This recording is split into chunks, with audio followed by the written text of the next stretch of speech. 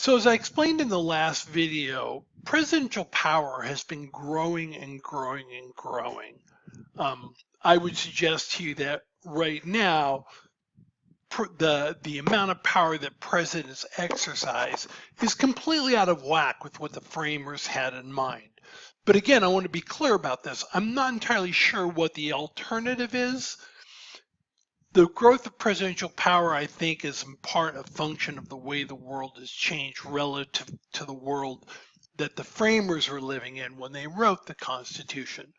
But the world has changed in so many fundamental ways that I think it's reasonable to say that in some instances we need somebody who can respond quickly and forcefully to events as they're unfolding. So it's the case that presidential power has grown, and maybe to some extent that has been sort of a product of the changes in the world. But at the same time, as I said at the end of the last video, there are definitely times and areas where Congress can pull back some of its power. And frequently it doesn't choose to do so.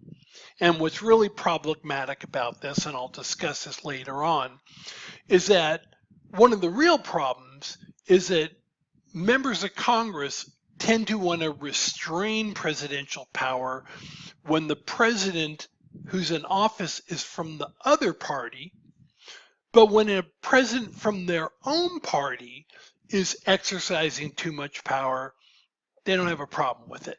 If the president from the other party is doing it, they run around like the hair's on fire, saying that we're slipping into a totalitarian state. When their own president does it, the president from their party, they're like, well, it's not that bad. Good thing we've got a forceful leader.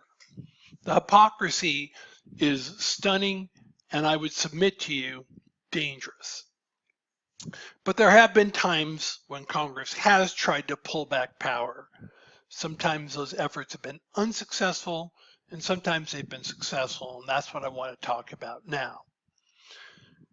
In the 1970s, Congress started pushing back on the growth of presidential power. In this particular case, they did that by passing something called the War Powers Act.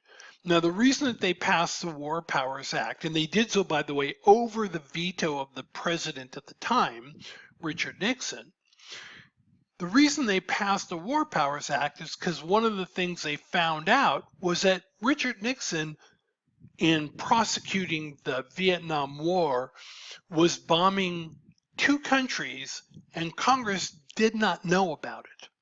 They were bombing Cambodia. Richard Nixon had ordered the bombing of Cambodia and the bombing of Laos. Those are two countries that are on the border of Vietnam. And the reason he did so is what was happening is we were the people we were fighting in Vietnam, the Viet Cong, they would be battling with us in Vietnam, and then they would go into Cambodia and Laos, they would rearm, and then they would come back into Vietnam and fight us again. And so President Nixon decided, without letting Congress know, that he was going to start bombing to these two countries, but never thought that he needed to notify Congress about that. The fact that the United States was bombing two countries and members of Congress didn't even know about it. So they passed the War Powers Act. And again, they passed the War Powers Act. He vetoed it, and they passed it over his veto. So there was a 2/3 vote in the House and a 2/3 vote in the Senate, meaning Richard Nixon was a Republican, meaning both Republicans and Democrats voted in favor of this. So this is what the War Powers Act did. According to the War Powers Act, the president is required to notify Congress within 48 hours of sending troops into hostilities. If the troops are going to be sent somewhere where there's no hostilities, it's not as urgent a matter. But according to the War Powers Act, if troops are going to be sent in place where they're going to be engaging in hostilities, where they could get killed or attacked or injured, the president has 48 hours to notify Congress. And upon notifying Congress, the president is must withdraw troops within 60 days unless Congress does one of three things. If Congress declares war, the troops can stay. If Congress provides funding for the war, the troops can stay. And oftentimes they'll do this through what's called an authorization. If Congress votes to extend the 60-day period, the troops can stay. Actually, I'm sorry, there are 4 ways that troops can stay. Or if Congress is physically unable to meet, the troops can stay. But unless one of those 4 things happens, after 60 days, the law requires the president to bring those troops back home. Okay? Couldn't be clearer. It's right there in the law, right? And again, the president's job is to faithfully execute the law. Now, why am I saying that this has been unsuccessful? Well, since this law was passed, presidents from both parties now claim that the War Powers Act is unconstitutional. They say that the War Powers Act unconstitutionally limits their authority as commander-in-chief, and therefore they don't have to follow the law. And again, this is presidents from both parties, right? All of whom, the ones at least that served in Congress, thought the War Powers Act was constitutional when they were in Congress. Like, for example, President Obama, when he was a member of the United States Senate, I'm sure he believed the War Powers Act was constitutional, but as soon as he stepped into the White House, it was like, I guess I was wrong. Now it's unconstitutional. Now, oftentimes what presidents will do is they will actually follow the provisions in the War Powers Act. If they send troops into hostilities, they'll notify Congress that they've done so within the 48-hour period. Not always, but they will. When they do, when they notify Congress, they always make it clear that they were doing so voluntarily, that they are not required by law to follow the War Powers Act because the War Powers Act is unconstitutional. Now, you may be wondering, well, why doesn't somebody take it to the Supreme Court and let the Supreme Court decide whether it's unconstitutional?